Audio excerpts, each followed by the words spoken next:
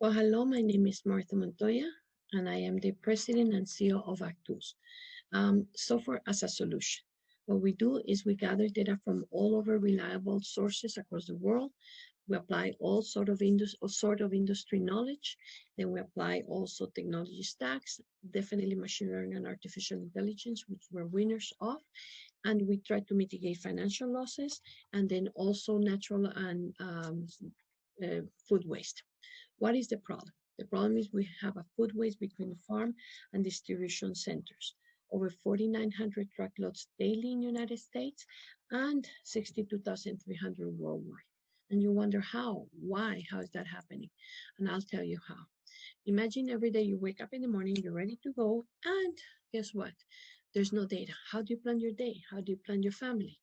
That is what farmers live every day and have lived for centuries. No data, no way to understand what's going on. But guess what? They're not the only ones. It's also the supply chain and the buyers from supermarkets, processing plants, vessels, everybody. And how do I know that? Because for 27 years, I have been doing this crop development across the world for multinationals. So after many crop seasons, I told my parent brothers, can you help me find a solution? How do we democratize this data? And we created Agtools, which is known as the Bloomberg or Reuters of the industry.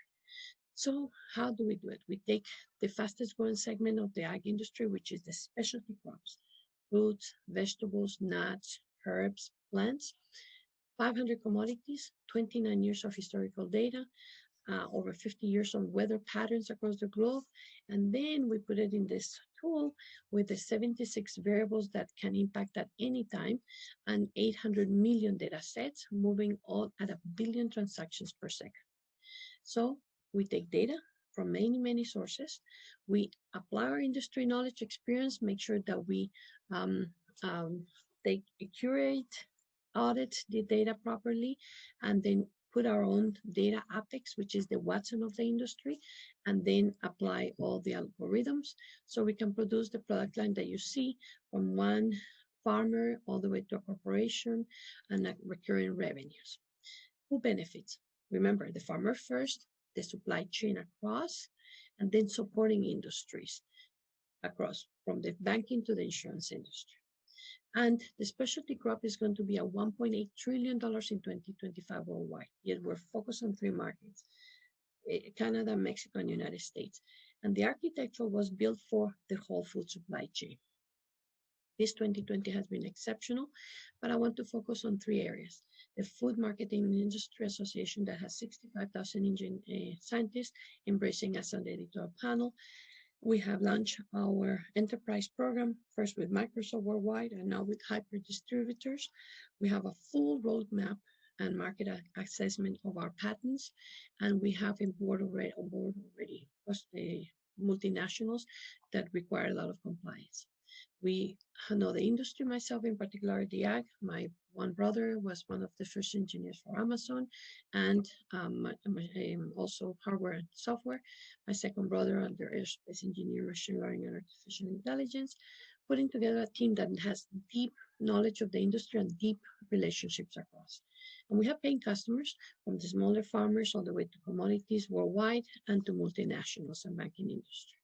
And who's the competition? Well, there is a competition, but it's not what we think.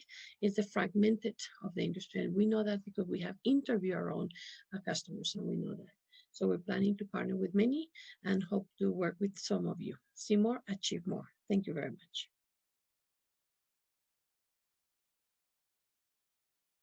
Thanks so much, Martha. I have a question. I'm going rogue with this one because I'm genuinely curious. I didn't ask Christine. What's it like being a female leader within an industry that not really a lot of females who are leading this? What's your perspective on that?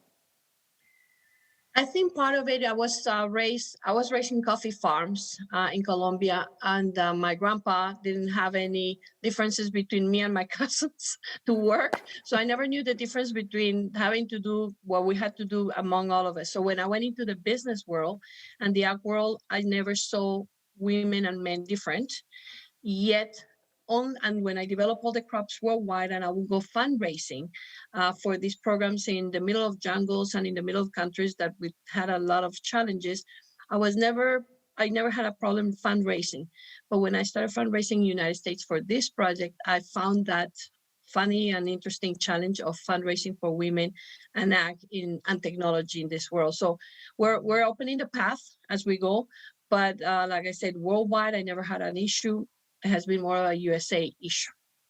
I feel like we could have several hours of conversation on that one alone. I appreciate your perspective on that. All right, question for Agtools. All right, can farmers integrate their own data on your platform? Yes, they can, and we are doing that with the largest commodity producers in the world and or food service retailers in the world. So they can have a benchmark of the market against their own. And now even our third layer is all this amazing presentation of all these companies before us. They're integrating it on the back end so they can plan better the crops and their planting and harvesting based on the market. So we could increase yield, which has been my theory across the world for the last 27 years. We could increase yield, but we're throwing more. So what we're doing is an efficiency of, and that's created because of the market conditions across the world. Absolutely fantastic. Thank you so much, Martha. I appreciate you being here.